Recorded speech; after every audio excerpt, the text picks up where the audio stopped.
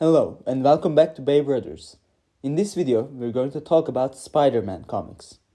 If you're a Spider-Man fan but couldn't get into comics because you're confused and don't know where to start, this is the video for you.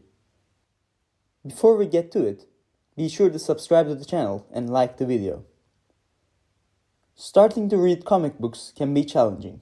There are so many comic books written throughout the decades, and you can get confused on where to start your comic book journey. Today, I'm gonna recommend a few Spider-Man comics and runs that you can start reading easily. We have to start with Amazing Fantasy number 15. It's from 1962. This is the first comic that Spider-Man was ever written. It's written by Stan Lee and illustrated by Steve Ditko. This is the origin story of Peter Parker. We have seen this issue's adaptation so many times in the movies and cartoons. But if you're going to start reading Spider-Man comics, this is the place you want to start. This comic is the first time "with great power comes great responsibility" quote is written. This is a very special comic, and I think every Spider-Man fan should read it. From this point, we can immediately jump to Spider-Man's first comic run, The Amazing Spider-Man number 1. You can read this comic run from issue 1 to wherever you want to stop. This comic is from Stan Lee and Steve Ditko again. Steve Ditko leaves the title in the 39th issue, and John Romita takes over. Steve Ditko is an iconic comic book artist, but I think John Romita is the best artist in Spider-Man's history. His art makes the comic so much better. I know reading old comic books can be tough. They have so much dialogue and narration, and the art sometimes looks very old, but I think the Amazing Spider-Man comics is the least outdated comics from those eras. I was never bored when I read these comics. The first Marvel comics I read was these comics. If you read some of the later runs first, maybe this might get boring for you, but it was a great time for me. I think the most fascinating part about these comics are you get to see Spider-Man grow as a character and as a comic book. You get to see his first confrontations with his iconic villains and see how they started and evolved throughout the decades. Spider-Man's many iconic stories, from his high school years, to his graduation, to his college years, to his first girlfriends, are all in this comic book run. The most notable stories are How Green Was My Goblin, Spider-Man No More, Doc Ock Wins, and The Night Gwen Stacy Died. But my favorite storyline from this run is If This Be My Destiny. This is from issue 31 through 33. In this story, Peter's world is turned upside down. Peter has just started college. He tries to fit in this new environment. He wants to make a fresh start after getting bullied in high school for years. But just before the first day of college, Aunt May gets sick. Peter spends the night with Aunt May at hospital. In the morning, he goes to school. He is tired and worries about Aunt May all day. He misses out on all the socializing with his new classmates, Gwen Stacy and Harry Osborn. They think Peter to be a narcissist know-it-all. To make everything worse, Peter learns that the truth about Aunt May's sickness. Aunt May got sick all the time in these early comics. The time when she got sick previously, Peter donated blood to save Aunt May. We learn that the reason for Aunt May's sickness now is the radioactive blood that Peter donated. Peter, of course, blames himself for Aunt May's situation. He goes to Dr. Connors for help. Together, they try to make a serum from Peter's blood that can save Aunt May's life. They are missing one component for the serum to be completed. They order it, but the plane that carries gets hijacked and the component is stolen by the master planner. Peter gets furious and he fights for Aunt May's life with everything he's got. He can't let what happened to Uncle Ben happen to Aunt May too. This story is where this iconic moment is from. Peter is lifting a whole building with nothing but his willpower. This story is the perfect Spider-Man story. This story possesses everything that makes Spider-Man the greatest Marvel hero. If you say these comics are a bit old for me, don't you have something newer? I have just the comic for you. Ultimate Spider-Man.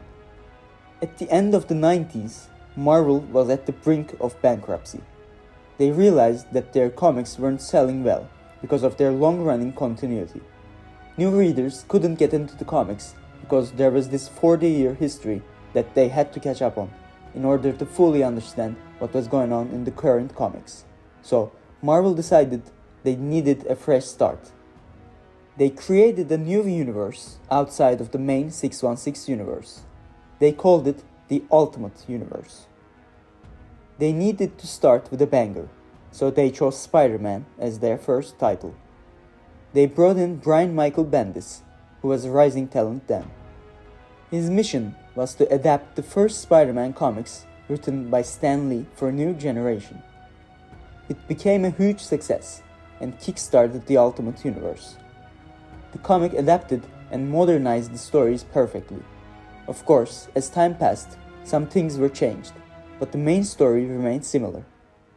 This comic reinvented and inspired a lot of current Spider-Man content. I think this is the best long-running Spider-Man run of all time. Now, let's move on to the best Spider-Man book of all time, Spider-Man Blue. Your name was Gwen Stacy. Mine is Peter Parker. This is the story of how we fell in love. Or, more appropriately, how we almost didn't fall in love. So, it's Valentine's Day, and there's a place that I stop by once a year. Nobody knows. I don't make a big deal out of it. It's about remembering someone who was so important to me that I was going to spend the rest of my life with her. I didn't know that meant she would only get to spend the rest of her life with me. There's nothing I can do about it. And I've come to accept that. But when you lose someone you love, everyone tells you to pack up and move on. Don't dwell on the past. It's what she would have wanted. And that makes me smile. Like I would ever want to forget you. The way your hair would fall across your face. The way you sipped your soda.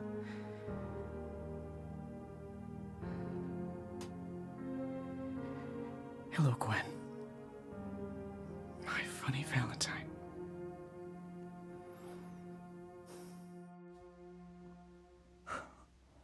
What a prologue, right? This comic is a 6-issue miniseries. I think every Spider-Man fan can read this comic book without knowing anything.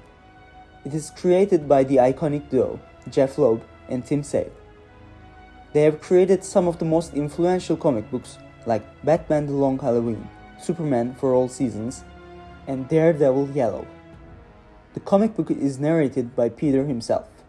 As you know, Gwen is killed by the Green Goblin in the iconic story The Night Gwen Stacy Died. Decades after that tragic night, Peter is now married to MJ, but he still didn't get over how he failed Gwen. On a Valentine's Day, Peter goes to the top of the Brooklyn Bridge, where Gwen died, leaves a rose, and starts recording a tape for Gwen. The story starts with Peter meeting Gwen and ends with her death. As you can guess, it's a very emotional story. The story is also very loyal to the source material that is written by Stan Lee. It greatly summarizes the events that happened in that era, and you feel like you actually read a comic book from the 60s. It is the best comic I've ever read. And lastly, if you're looking for something a little different than normal Spider-Man stories, I have 2015's The Amazing Spider-Man, written by Dan Slott. I think it is a fresh and different but fun take to Spidey. You can again jump straight to this comic book run and understand it completely.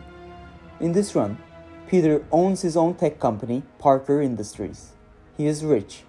He designs fancy costumes and vehicles for himself. He goes global and becomes world's greatest hero. I think it is a very logical and interesting continuation for Peter's story that we don't get to see much these days. One of the highlights of the run is the inclusion of Peter's friend and fellow Avenger, Mockingbird. She is mostly an Hawkeye character, but she brings a different element to Spider-Man's stories in this run. She's a S.H.I.E.L.D. agent, and she's appointed to the liaison for the Parker Industries. She helps Peter fight crime around the world. My recommendations are like this. I hope you enjoy reading them. Thanks for watching. Be sure to subscribe to the channel and like the video. See you next time. BayBros out.